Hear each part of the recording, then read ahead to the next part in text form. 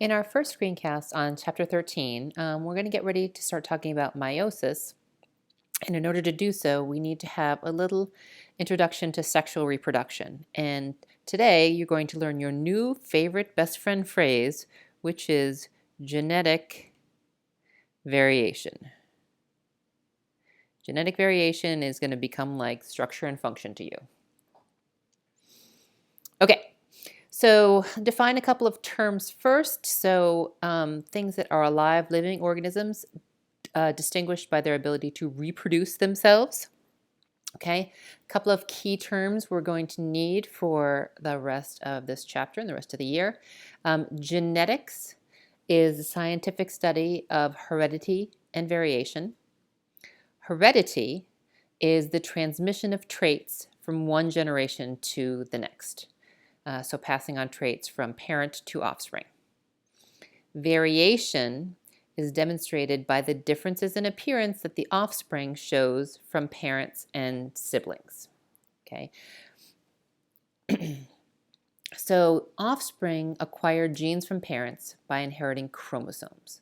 So again, if you take it perfectly literally, children don't inherit physical traits from their parents. They inherit genes that dictate what those physical traits are going to be. A little bit more definition here. So we all have heard the word gene, but gene is a unit of heredity. So it is heritable genetic information. Okay.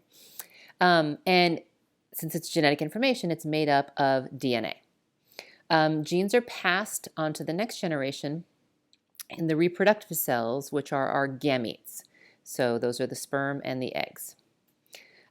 Each gene has a location on a chromosome called a locus, and chromosomes can have many, many genes on them. So you can have hundreds of genes on one chromosome, and they each have their own location or their own locus. And again, just to review, DNA is packaged up into chromosomes. Okay, so let's compare asexual reproduction and sexual reproduction. Asexual reproduction, a single individual passes genes on to its offspring without using gametes. And this produces a clone, which is a genetically identical copy of the parent. And this is done via the process of mitosis. Okay, and obviously binary fission in prokaryotes. Okay, so mitosis is a form of asexual reproduction that produces clones. Sexual reproduction is different in that two parents give rise to offspring that have unique combinations of genes inherited from the two parents. And so you do this via fusion of gametes. And we're going to learn in the next screencast about meiosis, which is the production of gametes. So mitosis produces clones, meiosis produces gametes. And here is just a little bit of an example. So this would be mitosis and asexual. Okay, if a hydra wants to reproduce itself, it just grows another one of itself off the side and then snips it off, and you have another baby hydra. So that's a process called budding. And budding is a form of asexual reproduction. So the bud and the parent are genetically identical.